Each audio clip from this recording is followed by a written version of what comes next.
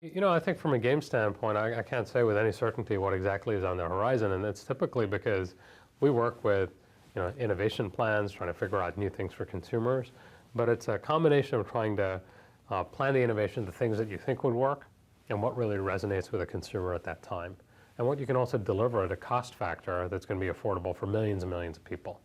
So, unfortunately, my success in predicting exactly what's going to happen is a lot lower than I would like. So what it really means is that we have to be constantly thinking about new ideas, testing them out, seeing what resonates, and building on that. I think at any point, from a game standpoint, even though there are folks that claim to be visionaries and so forth, knowing what's going to happen, 10, 15 years down the line, at any point, the real true market visibility for video games is only 3 years.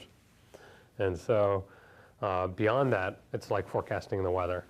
I think that what we do know is that there are millions and millions, something like over half of American households engage in video games on a regular basis.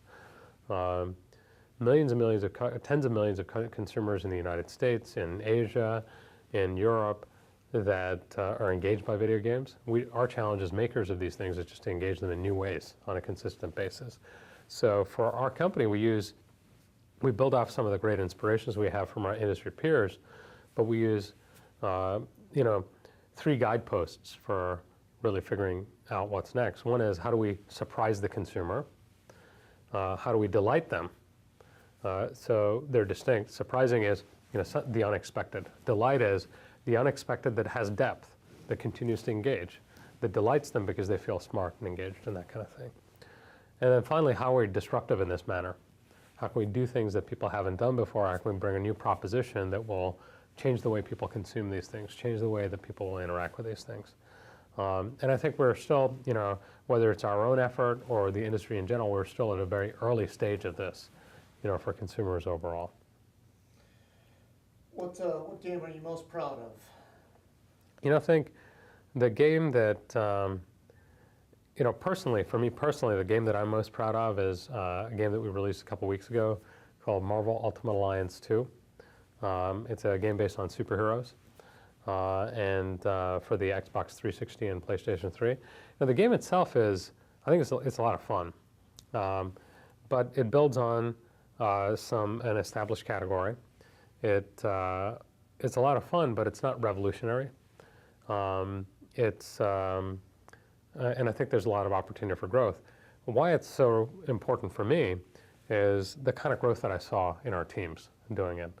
It really exemplified us taking on a challenge that our company was not really used to.